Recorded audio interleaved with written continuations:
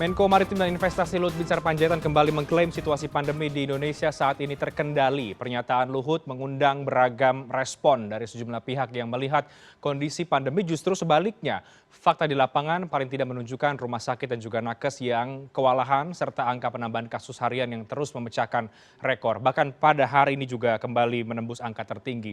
Benarkah pemerintah sudah bisa mengendalikan pandemi saat ini atau seperti yang seperti yang banyak disampaikan oleh sejumlah pihak itu hanya kemudian kalimat-kalimat manipulasi. Kita akan coba diskusikan pada malam hari ini bersama dengan Pak Hermawan Saputra, Dewan Pakar dari IAKMI, dan juga Dr. Mahesa Paranadipa, Ketua Pelaksana Harian Tim Mitigasi dari ID. Selamat malam Dr. Mahesa, Pak Hermawan, apa kabar?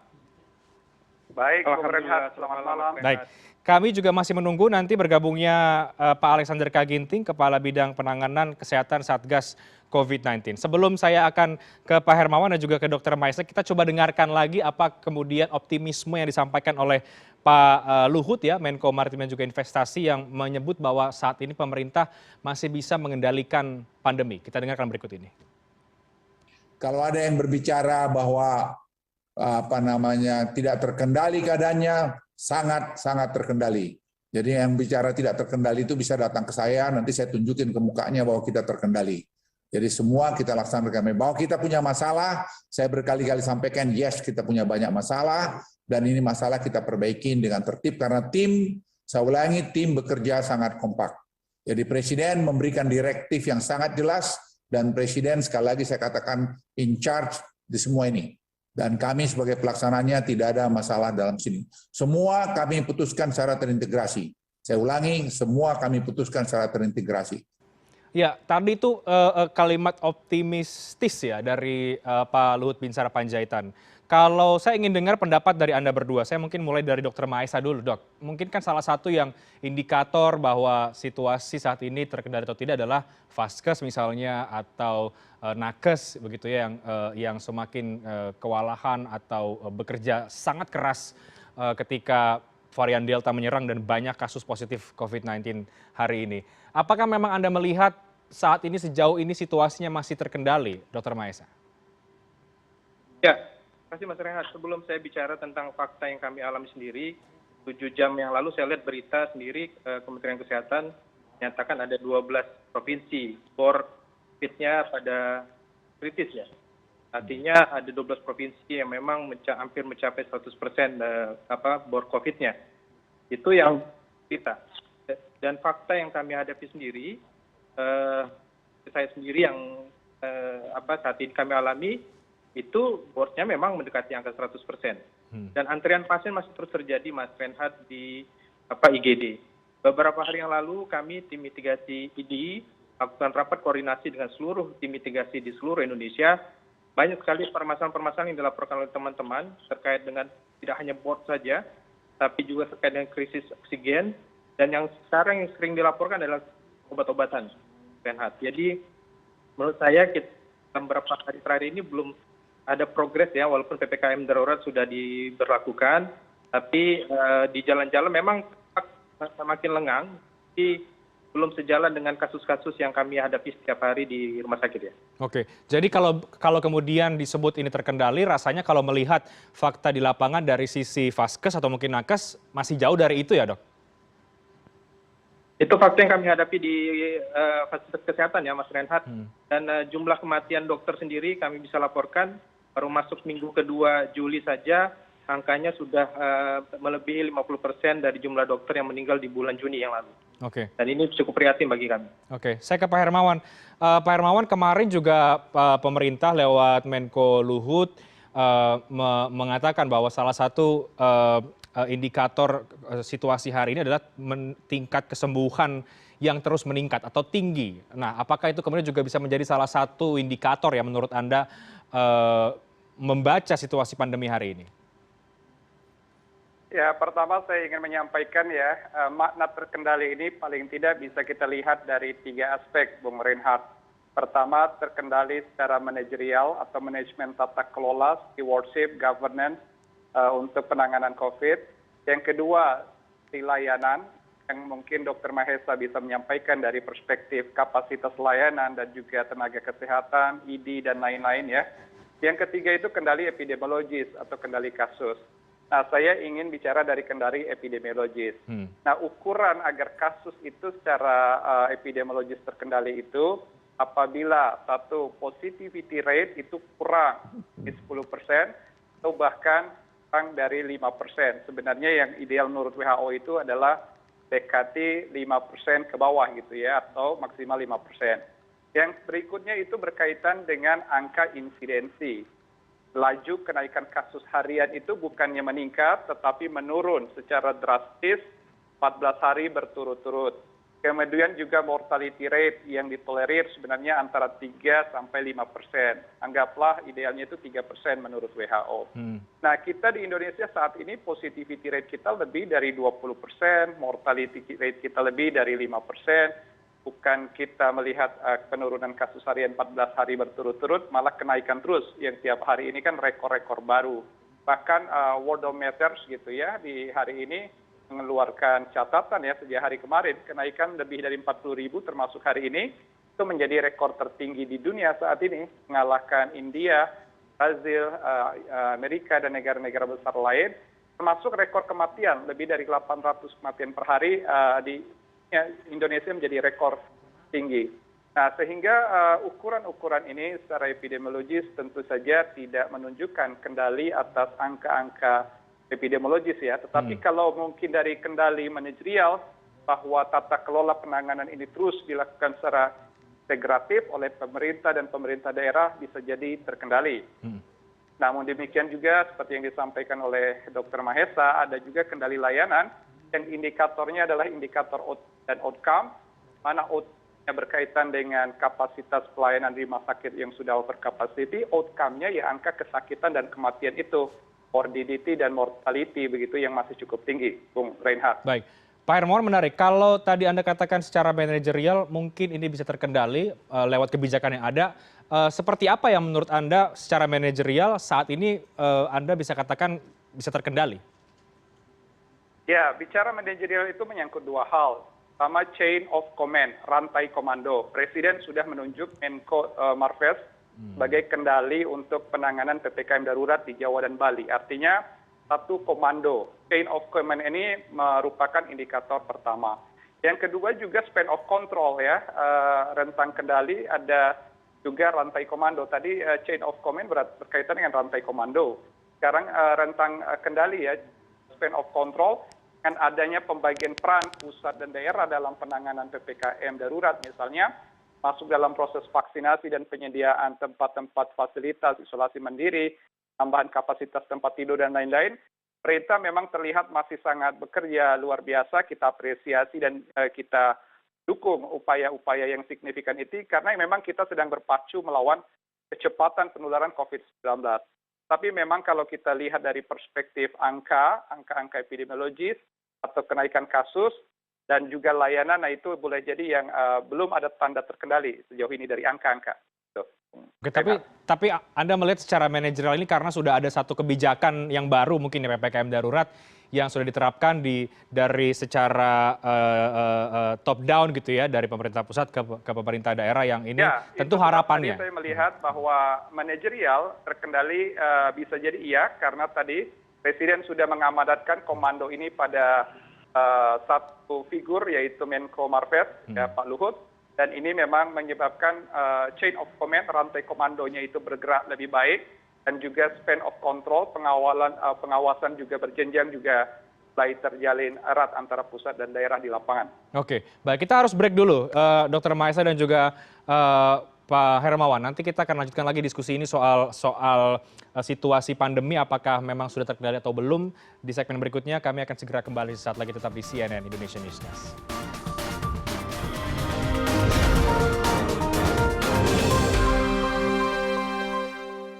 Saya lanjutkan diskusinya, kita masih membahas situasi pandemi yang menurut pemerintah masih terkendali dan harapannya minggu depan terjadi penurunan angka kasus harian. Kita coba dengarkan lagi kemudian apa penjelasan dari Menko Luhut berkaitan juga dengan harapan terhadap PPKM darurat bisa menekan angka kasus harian. Mungkin dengan sekarang kelihatan kita mencoba supaya betul-betul kalau bisa kasus ini jangan lebih dari 30 ribuan. Jadi tapi dari 3 hari terakhir ini kita lihat sudah berkisar selalu bermain di antara 33, 34, 38, mundur lagi dan seterusnya. Tapi tingkat kesembuhan kita lihat meningkat banyak. Jadi kami berharap minggu depan sudah mulai, mungkin kalau semua berjalan kita disiplin, akan mulai flattening atau mulai akan merata, dan kemudian kita harap nanti cenderung akan terkendali. Dan kita berharap juga dengan kedisiplin kita semua dan vaksin program jalan, protokol kesehatan jalan, kombinasi semua ini, pematuhan pada tadi PPKM darurat, kita akan bisa bertambah baik. Saya sapa Brigjen TNI Purnawirawan Alexander K. Ginting, Kepala Bidang Penanganan Kesehatan Satgas COVID-19 yang sudah bergabung bersama dengan kami. Dr. Alex, selamat malam. Apa kabar? Selamat malam, Baik. salam sehat. Salam sehat, Pak Alex. Kita bicara soal situasi pandemi yang dinilai masih terkendali oleh pemerintah. Kalau tadi dari sisi nakes ya, ada dari ID, Dr. Mahesa mengatakan dari segi vaskes dan juga nakes masih jauh dari kata terkendali sebetulnya. Juga Pak Hermawan tadi menyoroti soal dari ukuran epidemiologis juga masih sangat jauh, kalau kemudian dari sisi manajerial mungkin bisa. Apakah Satgas juga melihat bahwa sejauh ini situasinya masih terkendali, Pak Alex? Ya, jadi PKM darurat tentu disiapkan sebagai instrumen untuk menjawab kenaikan kasus. Kenaikan kasus harian yang terus bergerak dari mulai 20.000, terus sampai 30, bahkan beberapa hari ini sampai 40.000. Dan tentu itu akan berdampak juga terhadap mereka yang akan masuk ke rumah sakit. Dan mereka juga yang isolasi mandiri. Dan dua hal ini yang harus kita benar-benar harus diantisipasi. Sehingga PPKM darurat tidak hanya untuk membatasi menggerak dari seluruh orang, tapi juga bagaimana meningkatkan testing, bagaimana juga untuk bisa melihat rumah sakit bisa siap untuk melayani mereka yang sakit, dan isolasi mandiri juga bisa didampingi. Tentu data yang 40.000 yang hari ini terjadi itu bukan infeksinya hari ini. Kalau ada 40.000 dilaporkan, itu infeksinya antara 10 sampai 14 hari yang lalu. Oke. Jadi onset yang sudah memang terjadi di antara 10 sampai 14 hari yang lalu, sesuai dengan masa inkubasinya. Kemudian kenapa sekarang banyak terjadi yang bergejala dan kemudian masuk ke fase ringan, itu kita sebagaimana yang dilaporkan oleh Balinkes dan Eijkman, ditemukan varian baru. Jadi dan concern yang ini tentu PPKM darurat harus memang diimplementasikan harus lebih tegas, lebih disiplin, dan kemudian harus lebih berwibawa. Sehingga mereka yang di sektor esensial maupun di sektor kritikal itu bekerja sesuai dengan aturan. Dan mereka yang di non-esensial harus patuh dan taat untuk tetap ada di rumah. Dan kemudian juga di dalam ukuran pandemi, bahwa mereka yang bergejala juga harus di rumah. Mereka yang kontak erat di karantina, mereka yang terkonfirmasi, mereka harus diisolasi. Ini ukuran-ukuran yang harus sudah definitif dan tidak boleh ditabrak ataupun dilanggar. Karena kalau ini ditabrak maka akan terjadi transmisi. Nah, bagaimana rumah sakit? Rumah sakit tentu sudah ada strategi konversi, walaupun beberapa rumah sakit sudah menunjukkan bor sampai 97%. Dan pemerintah dengan PPKM darurat tersebut tentu ada berbagai action plan yang harus disiapkan, termasuk membentuk rumah sakit darurat in conjunction dengan rumah sakit itu sendiri. Sebagaimana seperti di RSPAD, dibentuk rumah sakit lapangan ya dengan Yonkes Kosrat, tapi dengan SDM yang melekat pada RSPAD itu sendiri. Sehingga yang terjadi adalah penambahan kapasitas untuk mereka yang sakit sedang, dan kemudian bagi mereka yang kritikal tentu nanti akan ditempatkan di ICU. Demikian juga nanti dengan rumah sakit darurat lainnya yang akan dibangun, tentunya ini untuk merespons pasien-pasien isolasi mandiri yang perburukan, sehingga bisa mendapat terapi. Jadi artinya pemerintah sudah menyiapkan dari hulu sampai hilir dalam rangka merespons semua kegiatan yang ada, termasuk ini logistik. Jadi artinya pemerintah juga sudah menyiapkan berbagai industri oksigen untuk bisa berikan kontribusinya ke seluruh rumah sakit yang ada. Ya, Pak Alex. Termasuk juga industri farmasi. Dan dalam hal ini tentunya keterlibatan GP Farmasi juga harus ada untuk bisa menyiapkan obat-obat yang ada di apotek ataupun di tempat obat yang mungkin masyarakat kesulitan untuk mendapatkan aksesnya.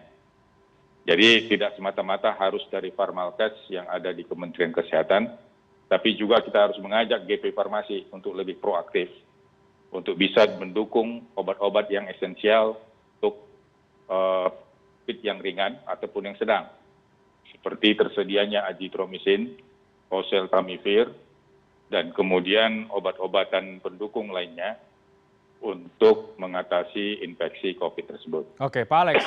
Ya, baik Pak Alex, artinya Anda melihat bahwa, atau Satgas juga melihat bahwa per minggu depan pemerintah dan juga Satgas membaca akan ada situasi yang jauh lebih baik dibanding hari ini, karena kalau hasil hari ini kan tesnya bukan hasil hari ini begitu, tapi kan ini bacaannya untuk minggu depan. Per minggu depan ini optimistis bahwa memang akan lebih terkendali dibanding dengan pada pekan ini. Kalau kita pergi ke luar sana, kita pergi ke pasar, ke jalan, kita pasti sudah melihat ada penurunan kegiatan lebih kurang 30-40%. Memang dari hari pertama ke hari kedua tentu seperti yang sekarang ini. Tapi kalau kita lihat bahwa aktivitas pergerakan manusia itu sudah mulai terbatas. Dengan ini kita berharap dalam 2 minggu ini infeksi yang terjadi akan secara perlahan-lahan itu akan melandai. Dan ini harapan kita. Itu tidak mungkin melandai misalnya 40.000 langsung drop menjadi 20.000. Karena ini kan prosesnya kan proses biologik dengan virologik. Artinya mana orang yang terinfeksi, ada yang sudah konfirmasi, ada yang kontak erat, bahkan yang terkonfirmasi baru bisa konversi setelah hari ke-14, bahkan ada yang hari ke-21, dan juga kontak-kontak erat lainnya juga bisa timbul belakangan. Jadi tentu yang kita harapkan ada penurunan yang melandai, apakah dia melandainya tajam ataupun tidak, tapi itu kita harapkan dia akan bergerak terus. Dan tentu dalam hal ini tentunya bagaimana kita bisa membatasi gerak dari satu manusia yang lain, supaya bisa terjadi pembatasan-pembatasan.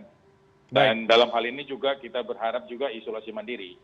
Isolasi mandiri ini juga kalau misalnya tidak terkendali dengan baik, ini juga akan memberikan penularan di tengah-tengah keluarga.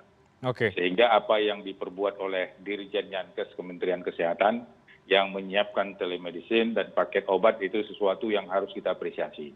Dan kita berharap apa yang diperbuat oleh Dirjen Yankes ini bisa dilaksanakan di provinsi lain.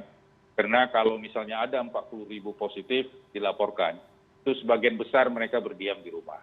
Tentunya mereka isolasi mandiri. Oke, baik Pak Alex. Dalam hal ini tentu perlu ada dukungan, pendampingan. Kendati pun posko desa dan posko kelurahan sudah mendampingi, itu perlu ada tim expert yang menguasai masalah klinis. Tentunya dalam hal ini adalah puskesmas, ataupun tim kesehatan Satgas, ataupun juga dari kesehatan lainnya yang bisa hadir secara real dan secara nyata di depan mereka, walaupun juga dengan menggunakan WhatsApp ataupun dengan menggunakan video call ataupun dengan menggunakan telepon. Ya, baik, tapi Pak paling Alex. tidak yang mereka isolasi mandiri mengerti apa itu gejala, mengerti apa itu saturasi menurun, dan mengerti apa itu temperatur di atas 37,5. Ya, dengan demikian mereka lebih bisa secara dini untuk melakukan asesmen sendiri sehingga mereka bisa ke rumah sakit kalau memang terjadi perburukan. Oke, Pak Alex, saya ke Pak Hermawan. Pak Hermawan, realistiskah kalkulasi pemerintah kalau minggu depan angkanya bisa, kasusnya mungkin tidak langsung turun ke angka 20.000, tapi mungkin 33, 34.000 seperti tadi dikatakan oleh Pak Luhut Binsar Panjaitan? Memang kalau kita lihat dampak PPKM darurat itu baru akan terasa antara 2 minggu hingga 3 minggu setelahnya ya. Baru kita bisa lihat apakah betul-betul PPKM darurat ini efektif atau tidak. Tapi kalau saya membaca dari data hari ini, dashboard harian, kasus aktif kita ini kan sudah lebih dari 400.000 kasus, dengan suspek juga yang lebih dari 160.000 suspek. Dan juga tadi positivity rate dan kapasitas rumah sakit yang masih bottleneck di berbagai wilayah. Artinya di dalam 2 minggu ke depan rasanya masih sulit kalau kasus ini akan terkendali. mengingat angka-angka statistik yang ada. Jadi sekali lagi, kalau kita lihat urusan pengendalian COVID itu bisa dilihat dari 3 aspek, aspek manajerial, aspek layanan, dan aspek epidemiologis. Tentu saya bicara dari aspek epidemiologis berdasarkan dashboard data harian dan indikator-indikator epidemiologis yang memang terus signifikan kenaikannya dan memang di kita belum terlihat terkendali dari data epidemiologis. Oke. Bung Reinhardt. Baik, saya ke Dr. Mahesa. Dokter, artinya kalau tadi dari diskusi kita, dampak PPKM darurat mungkin masih sekitar 2-3 minggu lagi. Artinya hari ini sampai nanti beberapa hari ke depan masih sangat sulit, masih sangat berat kondisinya bagi nakes, terutama juga mungkin bagi rumah sakit ini. Ya, ini situasi yang kami mau tidak mau kami harus hadapi ya Mas Reinhardt, karena ini tanggung jawab profesi kesehatan ya. Tapi memang faktanya adalah seluruh tenaga kesehatan sekarang sudah mencapai titik kelelahan ya, karena lonjakan pasien yang masih terus terjadi, dan di tengah itu kita masih menghadapi krisisnya beberapa sarana prasarana yang juga kami menjadi ironis kami dalam pelayanan ketika pasien membutuhkan oksigen dengan saturasi yang menurun, tapi ternyata stok oksigen itu sangat-sangat terbatas, dan ini yang kami harus hadapi setiap hari. Jadi kami berharap memang tidak menunggu 2 minggu ke depan. Besok atau lusa mudah-mudahan kasus ini cepat menurun drastis, karena di satu sisi kami juga secara hati nurani tidak tega melihat pasien-pasien yang kita tangani tidak bisa secara maksimal karena lonjakan pasien di IGD, di ruangan, dan lain-lain. Dan juga kami memikirkan juga tenaga kesehatan yang juga harus dijaga stamina-nya, karena sepertinya perjuangan ini masih panjang, tapi kami terus menjaga semangat teman-teman di lapangan. Renat. Dokter Mahesa, di luar PPKM darurat ya, suara dari para nakes sekarang di tengah situasi pandemi yang semakin memburuk, mungkin saya bisa katakan demikian, karena memang saat ini angkanya masih tinggi, kemudian juga Vaskes dan juga nakes kita sudah mulai kewalahan. Apalagi yang memang perlu dilakukan oleh pemerintah, mengintervensi lebih dalam lagi agar tidak perlu menunggu 2-3 minggu ke depan untuk bisa kita masuk ke situasi yang lebih terkendali, tapi secepat mungkin ini harus bisa dikendalikan. Seperti apa? Kita bahas di segmen berikutnya, tapi kita harus break. Kami akan segera kembali sesaat lagi.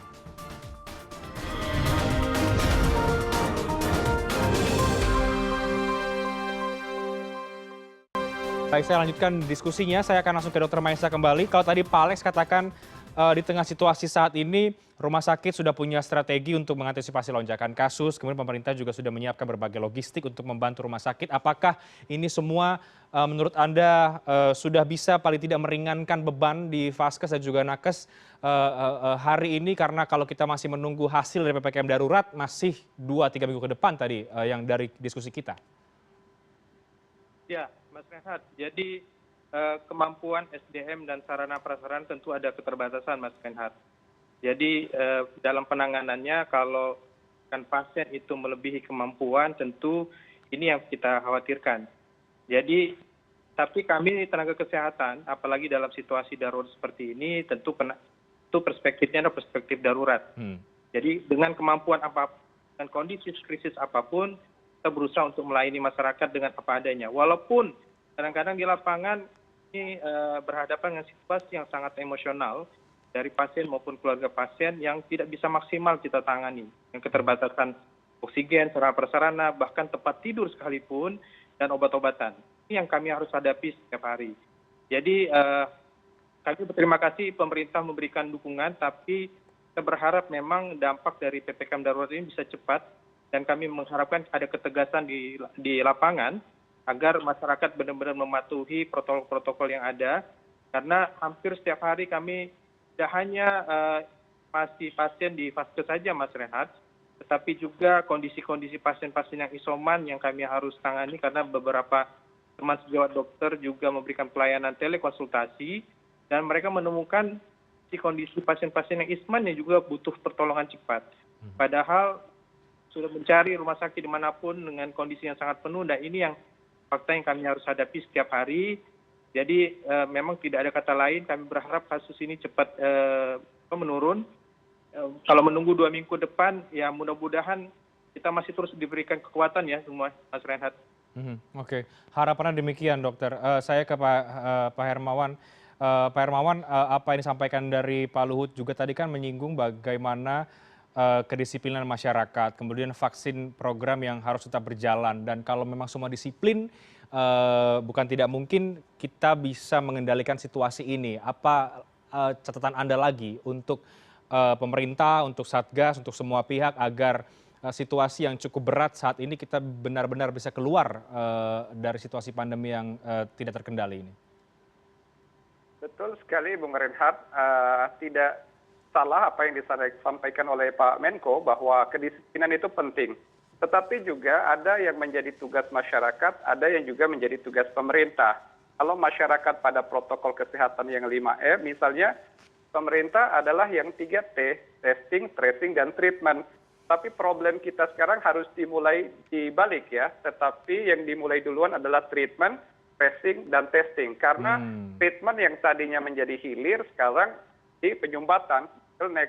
Nah, oleh karena dia bottleneck, maka upaya percepatan menyiapkan ini memang terus dilakukan, nggak bisa berhenti, untuk memberikan relaksasi sedikit sembari melakukan tracing atau active case finding, penelusuran, sehingga testing juga adalah konsekuensi logisnya.